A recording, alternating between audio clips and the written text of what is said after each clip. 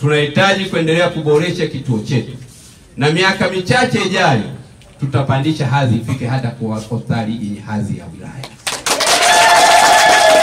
Ni watu wanapopata changamoto za kiafya, aidha zitokanazo na barabara kujengwa kwa kiwango kizuri, kwa hiyo wananchi waamue, anakwenda mjini, anakuja Bukori, anakwenda Katoro, pale kuna hospitali yenye hadhi ya wilaya, akitaka aende upande wa Shinyanga kwa sababu kuna upande wa Kahama, na mpaka anakwenda upande wa Msalala. Kwa hiyo nataka niwahakikishieni serikali hii ni serikali ya watu.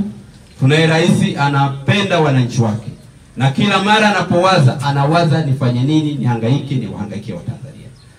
Kwa sasa ujenzi upo katika hatua ya mwisho za ukamilishaji, hasa kufunga top za milango, kuweka vigae, kufunga mfumo wa maji, kufunga mfumo wa umeme, kuweka epox na kupaka rangi. Matumizi ya fedha. Mheshimiwa Mkuu wa Mkoa, mpaka sasa jumla ya fedha iliyotumika ni milioni 337,990 na 60 na senti 55 zimetumika, ambapo manunuzi ya vifaa vya ujenzi ni kiasi cha shilingi milioni 297,415 na 60 na senti 445, na kiasi cha fedha kiasi cha shilingi milioni 40,575 zimetumika kwa ajili ya malipo ya fundi. Hivyo fedha iliyobaki kwenye akaunti ni kiasi cha shilingi milioni 62,939 na senti 45 ambazo zinaendelea kutumika katika ujenzi. Mheshimiwa Mkuu wa Mkoa, kama haitoshi, tunayo zahanati Ntono, nyumba ya mtumishi imekamilika, tunasubiri tu tutengewe watumishi ili ianze kazi. Lakini Mheshimiwa Mkuu wa Mkoa, tunayo maabara ya kisasa kwenye sekondari yetu, ni ndani ya hizo bilioni 7 ndani ya miaka 5. Lakini Mheshimiwa Mkuu wa Mkoa, kama haitoshi, tunayo madarasa ambayo Dr. Samia alituletea fedha zaidi ya milioni 160, akatuletea tena milioni 100, tukajenga sekondari mpya Ntono. Gani afike. Leo unaweza kuwa na uwezo, ukawa na fedha, ukawa huja ugua huna shida.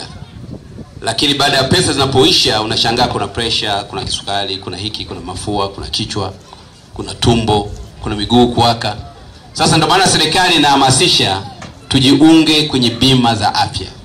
Na nchi yetu ina njia mbili za bima ya afya. Njia ya kwanza ni bima ya afya iliyoboreshwa ya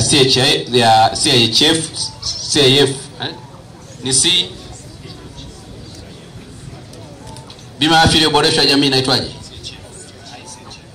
ICHF. Kwa hiyo bima ya afya iliyoboreshwa ni bima ya jamii. Yenyewe ukilipa 30,000 ukapewa kadi wewe na mwenza wako. Kama ni mwanamume uliyelipa, anapewa na mke wako. Na wategemezi 4, aidha watoto wako au ndugu ambao wako chini ya miaka 18. Sasa ndio maana tuhamasisha, kwa sababu formula ya magonjwa huwezi kujua lini utapata shida ya kiafya.